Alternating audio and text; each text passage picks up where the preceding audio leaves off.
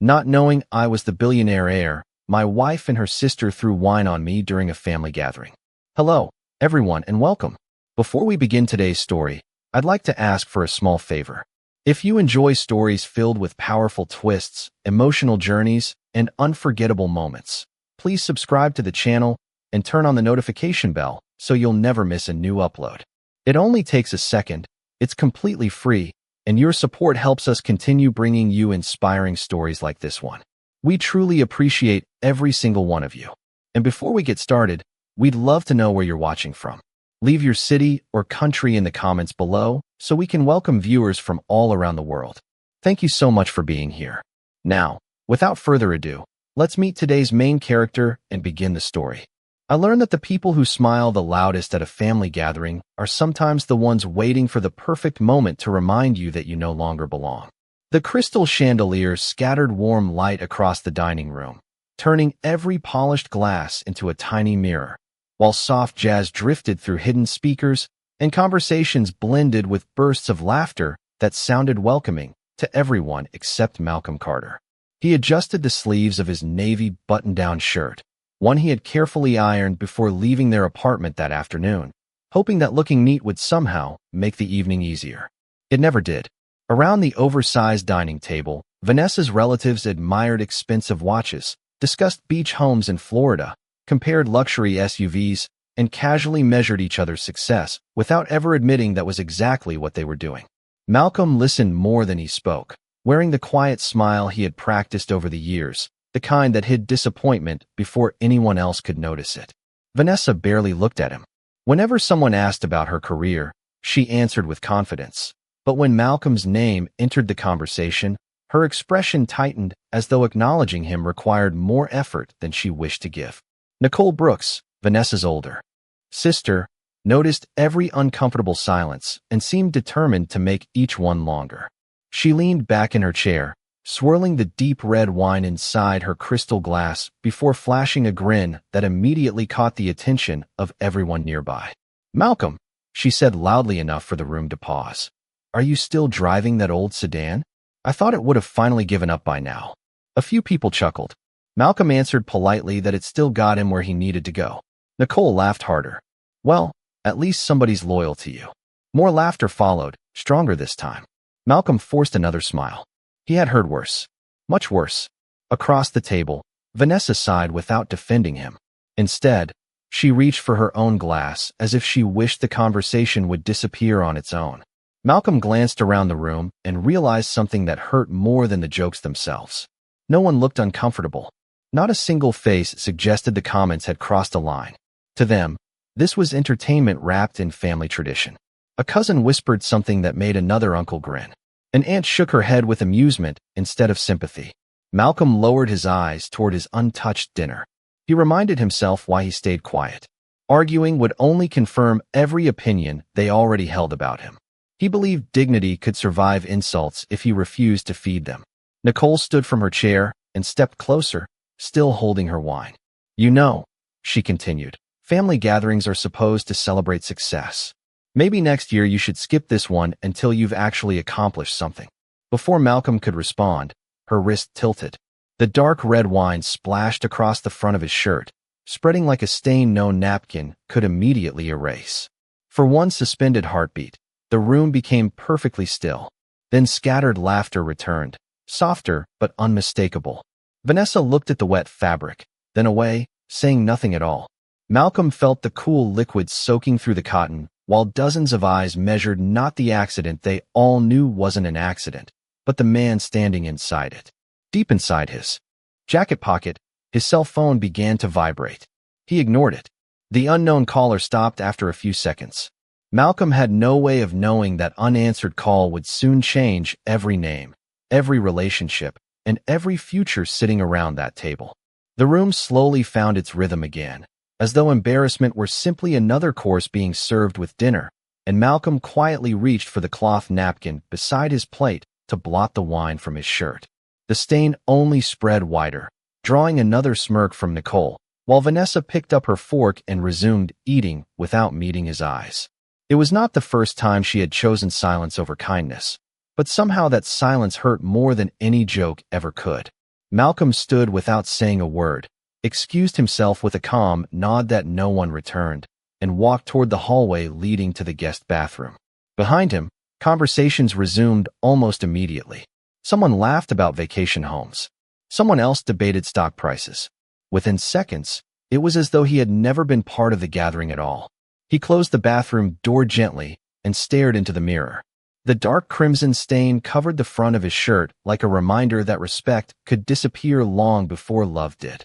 He soaked a paper towel under cold water and carefully pressed it against the fabric. His phone vibrated again inside his pocket. The same unknown number flashed across the screen. He hesitated for a moment before letting it ring until it stopped. He was simply too exhausted to speak with a telemarketer or another company offering credit cards. Outside the bathroom, he could hear muffled laughter echoing through the hallway.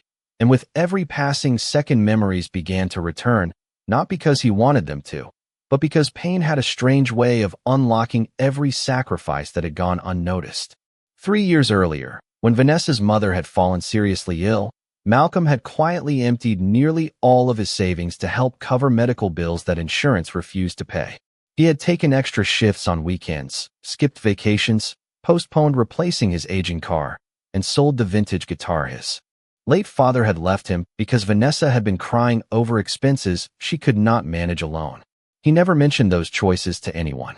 To him, marriage meant carrying burdens together, even if one person carried more than the other for a while. During those difficult months, he cooked meals for the family after work, drove Vanessa's mother to appointments across town, waited for hours in hospital parking lots, and smiled every time someone thanked Vanessa for having such a supportive husband. Those words had slowly disappeared once the crisis ended. Gratitude faded much faster than debt. As Vanessa earned promotions and her salary increased, her relatives began speaking differently around Malcolm. They praised ambition, celebrated expensive purchases, and gradually reduced his quiet generosity into something invisible. Because Malcolm worked for a modest logistics company instead of a prestigious corporation, they assumed his paycheck defined his worth. They never asked how many opportunities he had declined in order to remain close while Vanessa built her career. They never knew he had once turned down a management position in another state because she had said she could not imagine starting over somewhere new.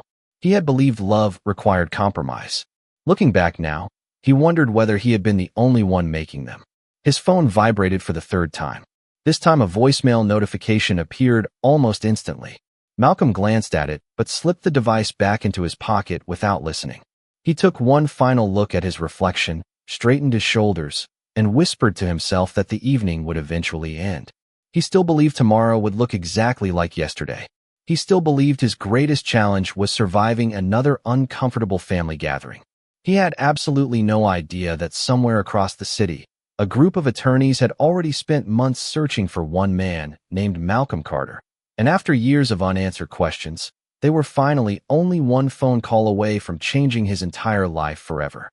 Malcolm stepped out of the bathroom with his shoulders squared and his expression steady, refusing to give anyone the satisfaction of seeing how deeply the evening had affected him. The stain remained across the front of his shirt, impossible to ignore, yet somehow easier to carry than the silence that greeted him as he returned to the dining room. Vanessa glanced in his direction for only a second before returning to a conversation with her cousin about an upcoming business conference in Chicago. Nicole was already entertaining another group of relatives with exaggerated stories, laughing as though nothing unusual had happened.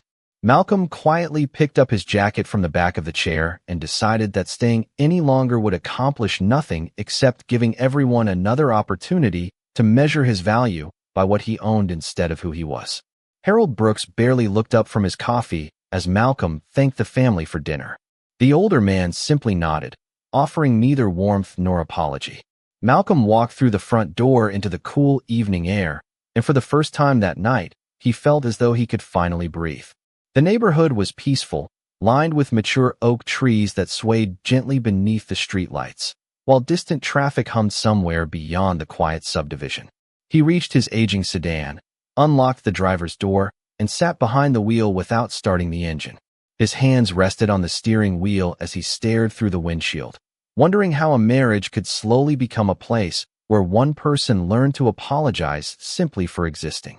His phone vibrated once again. The same unfamiliar number appeared across the screen. This time, instead of ignoring it immediately, he let it ring until only a second remained before answering. "Hello," he said calmly. There was a brief pause before a composed male voice replied. "Good evening. Am I speaking with Malcolm Carter?" Malcolm confirmed his name, expecting another sales call. "My name is Daniel Whitmore. I am calling from Whitmore & Associates. We have been trying to reach you regarding a private family matter of considerable importance." Malcolm frowned. "I think you have the wrong person."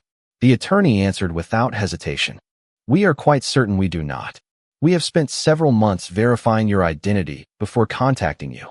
Malcolm leaned back in his seat, puzzled. "I do not believe I know anyone at your firm." "That is understandable," Daniel replied.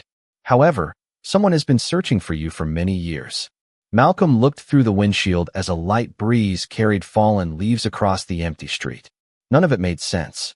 What exactly is this about? Another brief silence followed before the attorney carefully chose his words. "This conversation should not take place over the telephone. We would like to arrange a confidential meeting tomorrow morning at 10 o'clock. Transportation will be provided if necessary." Malcolm almost laughed from disbelief. "I think there has been some mistake. I am just an ordinary man." Daniel's answer came gently, almost as though he had expected those exact words. "Mr. Carter, that is precisely what you have believed your entire life. We respectfully ask that you give us 1 hour tomorrow. After that, if you decide to walk away, we will never contact you again." Malcolm remained silent. The certainty in the attorney's voice felt different from every scam warning he had ever heard. There was no pressure, no request for money, no attempt to collect personal information. Only quiet confidence. Finally, he agreed to meet, more out of curiosity than expectation.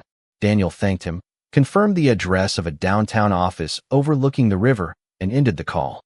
Malcolm lowered the phone slowly, unaware that inside another building across the city, a leather folder bearing his name had already been placed on a polished conference table beside decades of sealed documents, faded photographs, and a final handwritten letter from a man named Benjamin Carter, a man Malcolm had never met, yet whose final wish was about to rewrite everything Malcolm believed about his past. The following morning arrived with a quiet gray sky stretching over the city, and Malcolm almost convinced himself to cancel the appointment before he even left his apartment. The previous night's conversation still felt unreal, like the kind of strange coincidence people laughed about years later. He brewed a cup of coffee, glanced at the wine-stained shirt soaking in a bucket of detergent near the laundry room, and chose another neatly pressed button-down before driving downtown. As he crossed the river, the skyline reflected across the calm water, and the towering glass buildings ahead seemed like a different world from the one he visited every day. The address Daniel Whitmore had provided led to one of the tallest office towers in the financial district. A uniformed concierge greeted Malcolm by name before he even introduced himself, politely directing him to a private elevator that required a security card to reach the upper floors. Malcolm hesitated for a brief moment. Nothing about the morning resembled a practical joke anymore. When the elevator doors opened, a quiet reception area overlooked nearly the entire city. Floor-to-ceiling windows flooded the room with natural light, while elegant artwork and polished wood created an atmosphere of understated wealth rather than unnecessary extravagance. Daniel Whitmore stepped forward with a warm smile and extended his hand. He appeared to be in his late 50s, dressed in a charcoal suit with silver-framed glasses that gave him the calm confidence of someone who had spent decades handling difficult conversations. "Thank you for coming, Mr. Carter," he said sincerely. Malcolm accepted the handshake and admitted that he was still unsure why he had been invited. Daniel motioned toward a conference room where a thick leather portfolio rested neatly on the table beside several framed photographs. Once they were seated, Daniel opened the folder with remarkable care, almost as though every document carried emotional weight. "Everything I am about to show you has been verified through court records, birth certificates, medical archives, and private investigators," he began. Malcolm listened without speaking. Daniel slid an old photograph across the table. It showed a young African-American couple smiling beside a newborn wrapped in a white blanket. Malcolm stared at the image. The woman looked remarkably similar to his late mother when she was younger. "This photograph was taken shortly after your birth," Daniel explained quietly. Malcolm felt his heartbeat quicken. Daniel placed another document beside the photograph, revealing adoption records, family registry documents, and newspaper clippings dating back more than 3 decades. Slowly, piece by piece, a story emerged that Malcolm had never imagined possible. His mother had once belonged to the influential Carter family before choosing a different path in life and losing contact with them after a series of misunderstandings and unfortunate circumstances. Years passed. Communication disappeared completely. Benjamin Carter, founder of Carter Holdings, had spent decades trying to locate his daughter and later the grandson he had never met. Every search had ended in failure until advances in public records and renewed legal investigations finally uncovered Malcolm's identity only months earlier. Malcolm leaned back in stunned silence. The room suddenly felt impossibly quiet. Daniel reached for one final envelope, its edges worn from years of careful handling. "Mr. Carter," he said gently, "Benjamin Carter is still alive, but his health has declined significantly. He asked that if we ever found you, this letter should be placed in your hands before anyone explained the inheritance." Malcolm accepted the envelope with trembling fingers. His name had been written across the front in elegant handwriting that belonged to a man who had never met him but had never stopped searching. As Malcolm slowly broke the seal, he realized the greatest surprise waiting inside was not the fortune attached to the Carter name, but the possibility that somewhere beyond years of unanswered questions, someone had spent a lifetime hoping they would finally become a family. Malcolm unfolded the letter with extraordinary care, as though too much pressure might erase words that had waited decades to reach him. The handwriting was steady, elegant, and unmistakably personal. Benjamin Carter did not begin with discussions of wealth, businesses, or inheritance. Instead, the first sentence carried a quiet apology. He wrote that some mistakes could not be measured by time because every year only made them heavier. He explained that he had never stopped searching for his daughter after she chose to leave the family to build a life on her own terms. Pride, misunderstandings, and circumstances had widened the distance between them until communication disappeared altogether. By the time Benjamin finally learned she had passed away, the only remaining hope was finding the grandson whose existence had become little more than a name hidden inside scattered public records. Malcolm continued reading while the conference room faded into silence around him.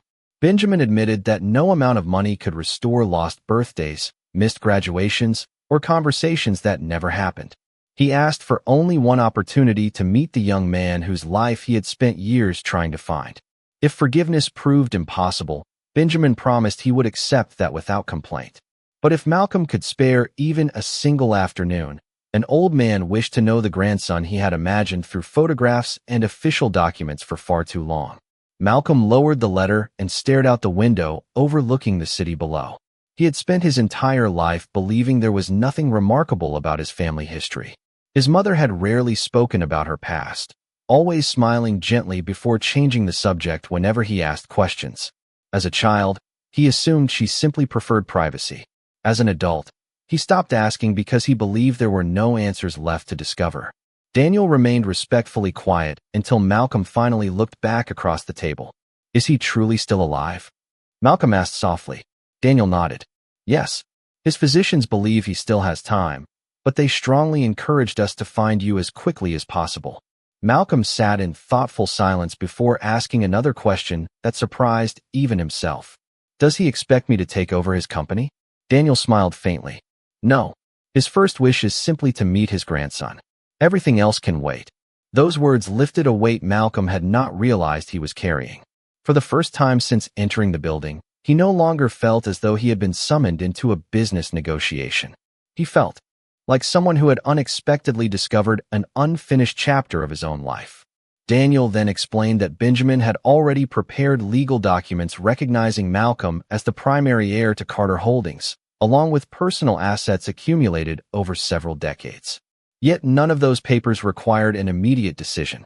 Malcolm could review every document with independent legal counsel, ask unlimited questions, or even decline the inheritance entirely if that reflected his conscience. There would be no pressure. Malcolm appreciated that more than Daniel probably realized. Throughout his marriage, expectations had often arrived disguised as obligations. This was different. This offered him freedom to choose. As the meeting concluded, Daniel handed Malcolm a simple leather folder containing copies of the family records, the letter, and an invitation to visit Benjamin's private estate the following afternoon. Malcolm accepted it with both hands before quietly thanking everyone in the room. Walking back toward the elevator, he carried no excitement about becoming wealthy. Instead, his thoughts returned to one sentence written near the end of the letter. Benjamin had written that a family should never recognize someone's value only after discovering what they own. Malcolm paused inside the empty elevator as those words echoed through his mind, unaware that while he was preparing to meet the grandfather he had never known, Vanessa had already begun making decisions that would place their marriage on a path from which there would be no return. The afternoon sun cast long golden reflections across the winding driveway as Malcolm's sedan rolled slowly toward the Carter estate, a property so expansive that it felt less like a private residence and more like a carefully preserved piece of history. Towering oak trees lined the entrance, their branches forming a quiet canopy above the road, while perfectly maintained gardens stretched across acres of land that overlooked a peaceful lake. Yet nothing about the estate seemed designed to impress visitors through excess. Instead, every detail reflected patience, tradition, and generations of careful stewardship. Daniel Whitmore welcomed Malcolm at the entrance before guiding him through wide hallways decorated with family portraits dating back nearly a century. Malcolm stopped occasionally to study the photographs, noticing familiar features and faces he had never seen before. The resemblance became impossible to ignore. He saw traces of his mother's smile, the shape of her eyes, and the same calm expression she often wore whenever life became difficult. For the first time in years, memories of her no longer felt incomplete. They belonged somewhere larger than he had ever imagined. Daniel eventually opened the doors to a quiet sunroom overlooking the gardens, where Benjamin Carter sat comfortably beside a large window wrapped in a light sweater despite the warm afternoon. His silver hair reflected the sunlight, and although age had softened his posture, his eyes remained remarkably alert. As Malcolm stepped inside, neither man spoke immediately. They simply looked at one another, searching decades of unanswered questions within a single moment. Benjamin slowly stood with the assistance of a polished wooden cane before offering a gentle smile that carried relief more than excitement. "Thank you for coming," he said softly. Malcolm nodded. "Thank you for inviting me." There was no dramatic embrace, no overwhelming display of emotion. Instead, they settled into comfortable chairs and began speaking as two strangers connected by something deeper than familiarity. Benjamin asked about Malcolm's childhood, his work, the values his mother had taught him, and the life he had built through determination rather than privilege. Malcolm answered honestly, never exaggerating hardships or minimizing blessings. He spoke about ordinary days, long work weeks, his late mother's quiet strength, and the importance she had placed on integrity above success. Benjamin listened carefully, occasionally closing his eyes as though imagining every story unfolding before him. When Malcolm finished describing his career at the logistics company, Benjamin smiled with unmistakable pride. "Character is not measured by the title on a business card," he said. "It is measured by the promises someone keeps when nobody is watching." Those words lingered in Malcolm's mind because they sounded remarkably similar to lessons his mother had repeated throughout his childhood. Benjamin then admitted that Carter Holdings employed thousands of people across the country and that leading such a company required wisdom far beyond financial knowledge. He assured Malcolm that no one expected him to assume responsibility overnight. If Malcolm ever chose to become involved, experienced executives and advisors would spend as much time as necessary helping him understand every part of the business. Malcolm appreciated that honesty. He admitted he had never managed anything larger than a department at work and refused to pretend otherwise. Benjamin laughed warmly. Humility is easier to teach into leadership than arrogance is to remove from it. Before Malcolm left that afternoon, Benjamin handed him a simple invitation embossed with the Carter family crest. It announced the annual Carter Foundation Gala, scheduled only a few weeks away, where business leaders, charitable organizations, and executives from across the country would gather. "Attend as my guest," Benjamin said. "There is no obligation beyond sharing one evening with your family." Malcolm accepted the invitation with quiet gratitude, unaware that across town, the Brooks family was celebrating unexpected news of their own. Vanessa had proudly announced that her company had been shortlisted to compete for a major partnership with Carter Holdings, believing it would become the opportunity that transformed her career, never imagining that fate had already placed her future on a path leading directly back to the man she had stopped believing in. The weeks that followed changed Malcolm in ways that could not be measured by a new wardrobe, a different address, or the growing number of meetings appearing on his calendar. Every morning he arrived at Carter Holdings before sunrise, not because anyone expected it, but because he refused to inherit responsibility without first earning the confidence to carry it. Senior executives walked him through financial reports, supply chain operations, charitable foundations, and decades of company history. He filled notebooks with observations, asked questions without embarrassment, and listened far more than he spoke. Whenever someone complimented him on learning quickly, Malcolm smiled politely, remembering the countless evenings he had spent studying after work simply because he believed there was always something new worth understanding. Benjamin watched the transformation with quiet satisfaction. Rather than introducing Malcolm as the future of the company, he introduced him as a student who respected the people around him. That single decision earned Malcolm more genuine respect than any impressive title ever could. At home, however, life continued moving in the opposite direction. Vanessa noticed the subtle changes immediately. Malcolm no longer argued during disagreements. He no longer tried to defend himself whenever her relatives criticized him. Instead, he became calmer, more thoughtful, and strangely difficult to provoke. She interpreted his silence as indifference rather than peace. One evening, after returning from another late meeting, Malcolm found several neatly organized folders waiting on the dining table. Vanessa stood by the kitchen window with her arms folded, her expression composed but emotionally distant. She informed him that she had spoken with an attorney and believed it would be best if they ended their marriage before resentment consumed whatever respect remained between them. Her voice carried no anger. It sounded like someone announcing a business decision already finalized in her mind. Malcolm looked at the documents without reaching for them.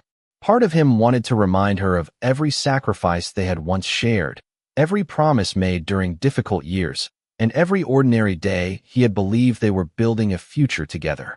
Instead, he simply asked whether this was truly what she wanted. Vanessa answered without hesitation. She explained that their lives were moving in different directions, that ambition required difficult choices, and that she could no longer continue pretending they wanted the same future. Malcolm nodded slowly. There was sadness in his eyes, but there was no bitterness. He quietly told her that if signing those papers would bring her peace, he would not stand in the way. Vanessa seemed almost surprised by how easily he accepted the conversation. She had expected resistance, explanations, perhaps even arguments.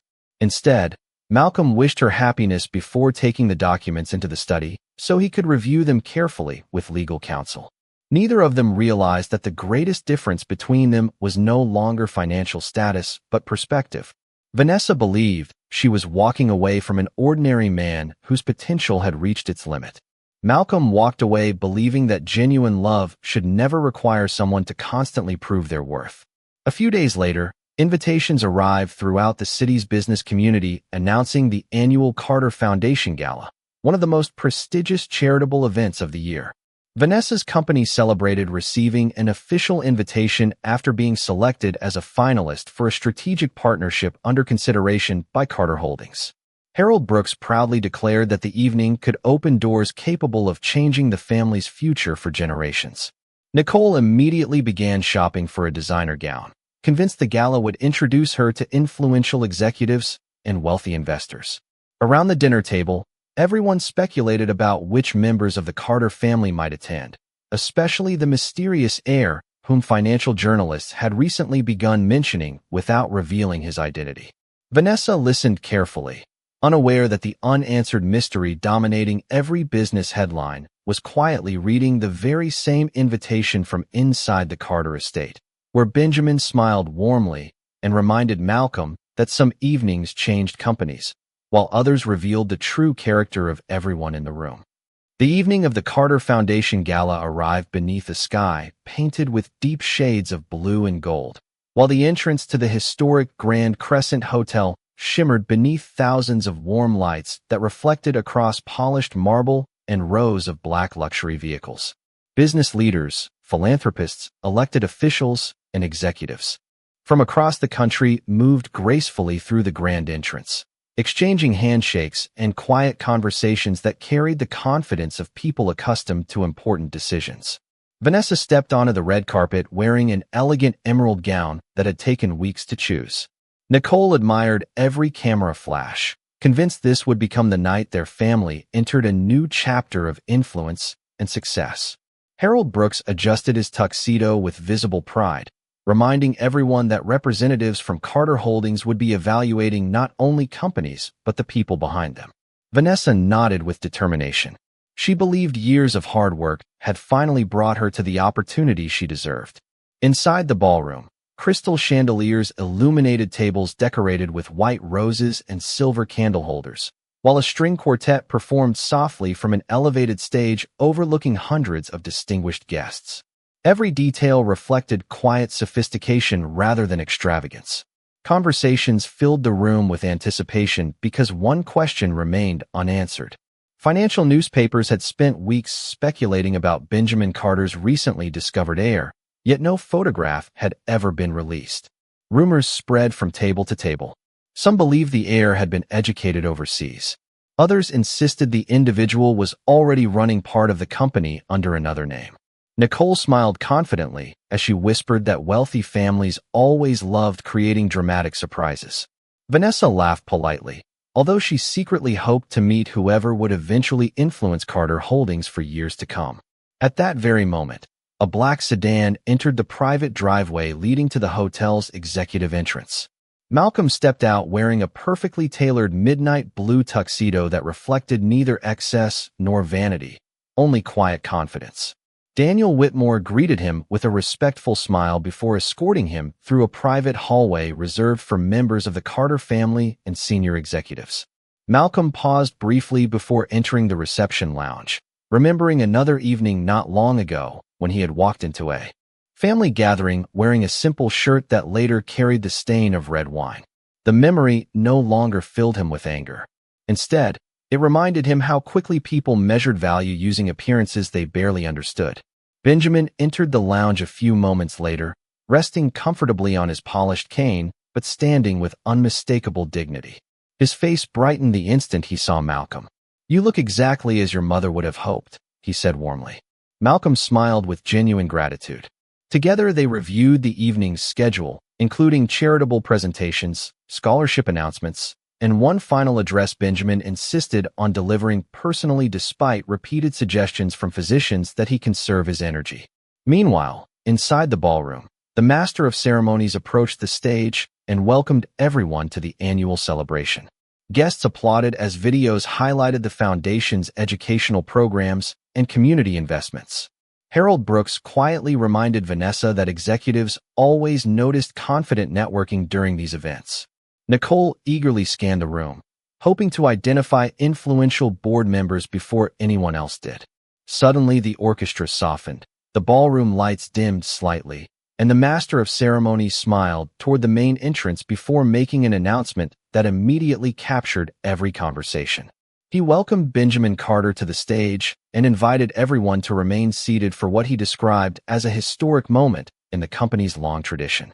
Hundreds of guests turned toward the entrance as Benjamin slowly appeared beneath the lights. But instead of walking alone, he paused halfway across the ballroom, extended his hand toward someone still standing just beyond the grand doorway, and with a calm smile invited his grandson to join him before the entire room. Every conversation in the ballroom faded into complete silence as Malcolm stepped through the grand entrance beside Benjamin Carter with calm, unhurried confidence. The lights reflected across the polished floor while hundreds of guests instinctively turned toward the man no one had expected to see. Vanessa felt the color drain from her face before she even understood why. Nicole stared without blinking, searching Malcolm's expression for some explanation that refused to appear. Harold Brooks slowly lowered the glass in his hand, convinced he must have mistaken someone else for the quiet man his family had dismissed only weeks before. Malcolm did not search the crowd for familiar faces. He simply walked beside his grandfather with the same composed dignity he had carried into every difficult moment of his life. Benjamin reached the center of the stage and rested one hand gently on the podium before smiling warmly at the audience. He thanked everyone for supporting the Carter Foundation throughout the years and spoke about the responsibility that accompanied success. Wealth, he explained, was meaningful only when it created opportunities for others. Then his voice softened. He admitted that for decades one chapter of his own family story had remained unfinished, and despite every professional achievement, that personal loss had always outweighed every business victory. Turning toward Malcolm, Benjamin placed a reassuring hand on his shoulder. "Tonight," he said, "I have the privilege of introducing not only my grandson, but the man whose character has already made me prouder than any fortune ever could. Please welcome Malcolm Carter." The ballroom erupted into applause. Executives rose to their feet. Board members followed immediately. Within seconds, the entire audience stood in recognition. Vanessa remained frozen in place. The sound of applause echoed around her, yet all she could hear was the memory of another gathering where Malcolm had stood alone, wearing a wine-stained shirt, while she chose silence over compassion. Nicole slowly lowered her eyes, remembering every careless joke she had delivered with effortless confidence. Harold Brooks looked toward the stage with disbelief, realizing that the ordinary man he had underestimated possessed something none of them had recognized until it was too late. Benjamin invited Malcolm to say a few words. Malcolm stepped to the microphone, paused briefly, and looked across the sea of faces without resentment. His voice remained calm. He thanked his grandfather for the opportunity to know a family he never expected to find. He thanked the employees of Carter Holdings for welcoming someone who still considered himself a student. Then he spoke a sentence that settled over the ballroom with remarkable quiet. "The greatest gift anyone can receive is not wealth. It is being treated with respect before anyone knows what they own." No one applauded immediately because every person present understood the truth carried inside those words. After several silent seconds, the audience rose once more with even greater admiration. Malcolm stepped away from the podium and returned to Benjamin's side. Later that evening, as guests gathered for dinner, Vanessa slowly approached him with uncertain steps. Her eyes reflected regret that words could no longer repair. She quietly apologized for every moment she had failed to stand beside him and admitted that she had judged his future by his paycheck instead of his heart. Malcolm listened respectfully without interrupting. When she finished, he offered a gentle smile that held neither bitterness nor satisfaction. He simply wished her peace and told her he sincerely hoped she would one day discover that genuine happiness could never be built upon someone else's humiliation. A few days later, the divorce papers were finalized with quiet dignity and mutual courtesy. Malcolm signed them without anger because he understood that forgiveness did not require rebuilding what no longer belonged together. In the months that followed, he devoted himself to learning, leading, and expanding the Carter Foundation's educational programs so that young people from every background could pursue opportunities regardless of their financial circumstances. Those who worked beside him admired not his inheritance, but his humility. Benjamin often smiled as he watched his grandson greet employees by name and thank custodians, receptionists, and interns with the same sincerity he showed senior executives. Malcolm never returned to prove anyone wrong. He simply continued becoming the man his mother had raised him to be. In the end, the greatest reversal was never the fortune he inherited. It was the quiet realization that true worth had always been part of his character long before the world finally learned his name.